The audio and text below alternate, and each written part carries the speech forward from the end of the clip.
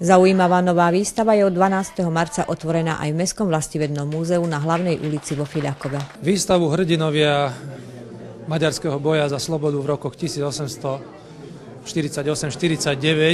sme do Fiľakova doviezli v spolupráci s Fiľakovským gymnáziom. Samozrejme sa konajú každoročne aj vo Fiľakove, aj v okolitých obciach spomienkové slávnosti z príležitosti 15. marca, ale vždy sa spomínajú len tie chronicky známe mená, ktoré sú aj v učebniciach, ale práve táto výstava na tých fotografiách ukazuje tie tváre popri tých veľmi známych.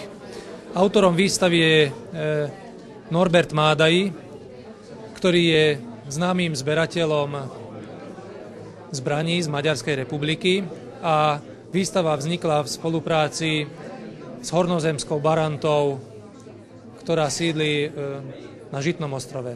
So zámerom lepšie priblížiť či vysvetliť dejiny tohto boja a oboznámiť hlavne študentov, ktorí majú radi históriu, oslovil autora i kurátora výstavy, učiteľ Fiľakovského gymnázia. Lani v marci som si tento sviatok pripomenul návštevou podobnej výstavy v maďarskom meste Kecskemét. Vtedy som sa rozhodol sprostredkovať tieto zaujímavé fakty aj Fiľakovčanom a hlavne mojim študentom. Tí mali dnes v škole v podaní Norberta Mádaja veľmi zaujímavú a netradičnú prednášku k tejto dejinnej udalosti.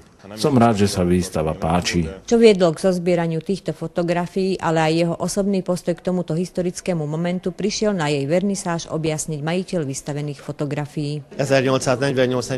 Maďarský boj za slobodu v týchto revolučných rokoch 1848 až 49 mal veľký význam pre toto územie. Mám k ňou veľkú fotografickú zbierku a rád som sem nej čas priniesol, lebo je to pre naše deti veľmi dôležitý odkaz do budúcnosti. Musia vedieť, že za slobodu a tradície treba nielen bojovať, ale si ich aj neustále pripomínať a uchovávať, lebo tie obete neboli zbytočné a dúfam, že aj moje deti tak budú robiť ešte aj o 30-40 rokov.